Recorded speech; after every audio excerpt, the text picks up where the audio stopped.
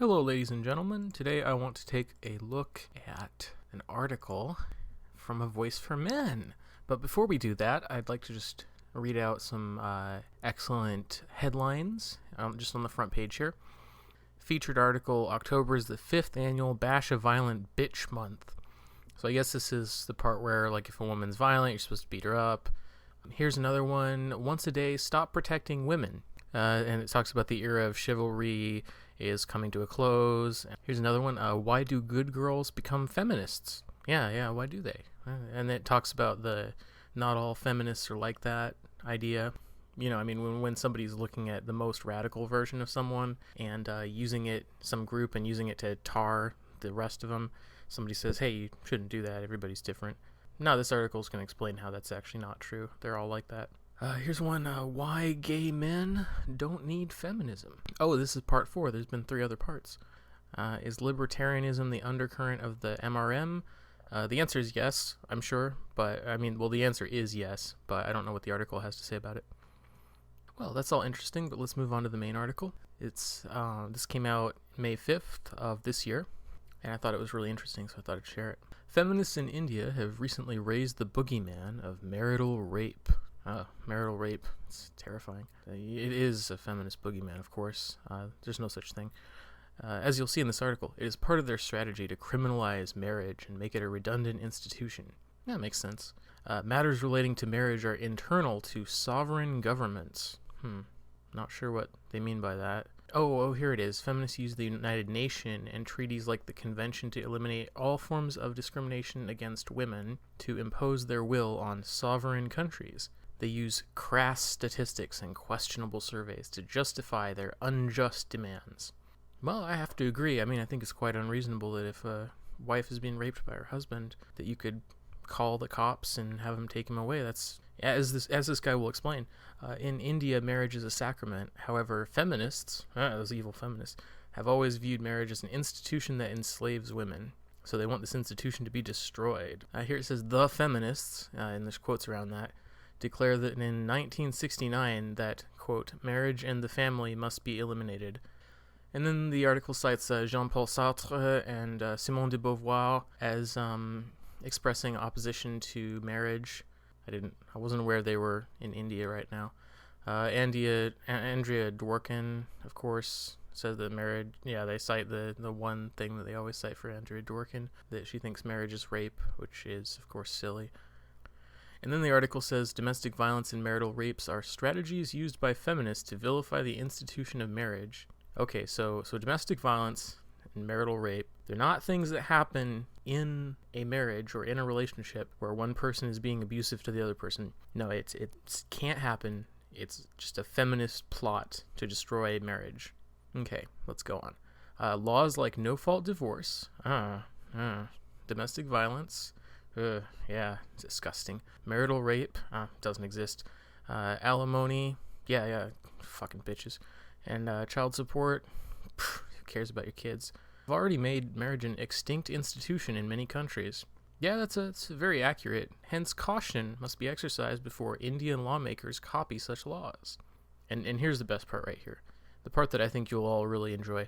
The concept of marital rape is an oxymoron. Marriage is a license for sex. A woman who does not want to have sex with her husband should separate from him and file for divorce. Okay, so you hear that, you fucking bitches? Anytime, anywhere, consent is ongoing. If you say I do, you mean that you will forever, all the time. It's impossible to be raped. That sounds reasonable. The noted English jurist Sir Matthew Hale stated the position of the common law in the History of the Pleas of the Crown. Wow, 1736. Damn, they're going back to 1736 for this. Anyway, he said that a husband cannot be guilty of the rape of his wife, because the wife hath given up herself in this kind to her husband, which she cannot retract. Okay, so I do means yes, means anal. Sounds good. The next part, the great jurist Sir William Blackstone wrote in Commentaries on the Laws of England, it doesn't say how old this was, that consensus non concubitus facit nuptus. What the fuck? Okay, consent, not cohabitation, makes the marriage. Hence, consent for Hence, consent for sex is implied when a man and woman get married. Oh, God damn it. Since family is the cornerstone of society, Indian society pays much attention to preserve its stability and well-being. Indian society prohibits adultery and marital infidelity. Oh yeah, I'm sure that works out just perfectly, and there's no cheating ever. Hence, marriages where both partners should seek sexual fulfillment. Denying each other sex is a crime. Oh, wait, what? Okay, so I'm getting confused here. So if you're married, you can't be raped, but denying someone sex is a crime. Okay, I'm not understanding this. If someone wants to have sex with you and it's your husband or whatever, or your wife, and you say no, then you're the one committing the crime. And he says this is a crime except in exceptional circumstances, and it applies to both men and women. Okay. In respecting mutual duties and responsibilities lies the successful marital relationship. Okay. This to me sounds like really strange. I mean, an article I would not have expected to see published in A Voice for Men, but it's really strange. Rape is the term used to describe sexual intercourse committed without a person's consent and or against a person's will. The question is, why would a man rape his wife? Boy, you're right. I just don't know why. Is it not also possible for a woman to force herself on an unwilling husband? Wait, I'm confused. According to the article's own logic, it's not possible, because it's not possible for someone in a marriage to be raped. I think the feminists would argue that yes, it is possible for a woman to force herself on an unwilling husband, and that's wrong too. Whatever. Marriage is a partnership of trust. If a man should not subject his wife to physical pain, what? The wife should not subject him to the rigors of the criminal justice system. Okay, so if you're not beating your wife shouldn't take you to court. What should a man do if he is regularly denied sex by his wife? Should he masturbate, visit brothels, or should he commit adultery? It may be noted that feminists want to decriminalize adultery so that marriage is an affair only on paper. So I guess adultery is a crime in India. I just don't know why any feminists would want to decriminalize that. Rights come with duties. A woman in India has a right to maintenance even when husband is sick and incapable of earning or is unemployed. He is duty-bound to pay his wife alimony even after divorce. Wait.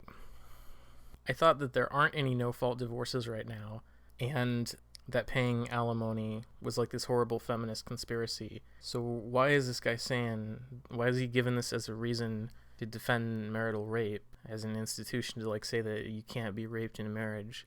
I would have thought he would want to reform the court to make alimony more fair, and then to also allow for things like marital rape. I don't understand this article.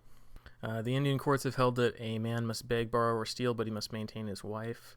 Then why shouldn't a man have a right to have coitus with his wife if he is duty-bound to maintain her?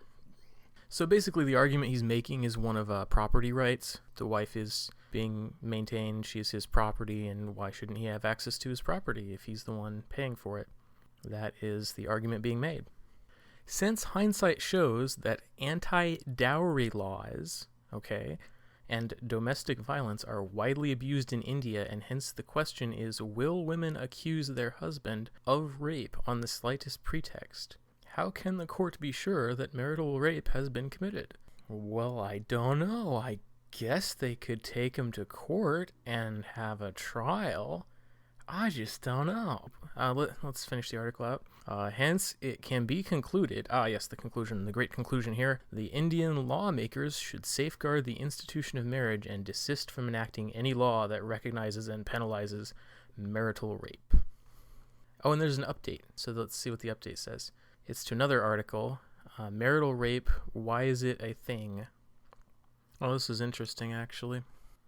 Okay, so this article is marital rape, why it is a thing, and this is actually a different AVFM user posting a response from a few days later, and they're saying they disagree. So that's David King. I want to give him his props for admitting that marital rape does exist and does happen. Well, that's about all I have for you today. Oh, this little bit here, yes. It's often said that TLDR YouTube user is not an MRA. He often says, "Oh, I am not an MRA." Oh, sorry, he actually says it. "I, as someone who is not an MRA, am going to repeat exactly every point that the MRA would repeat." Yes, I have something here.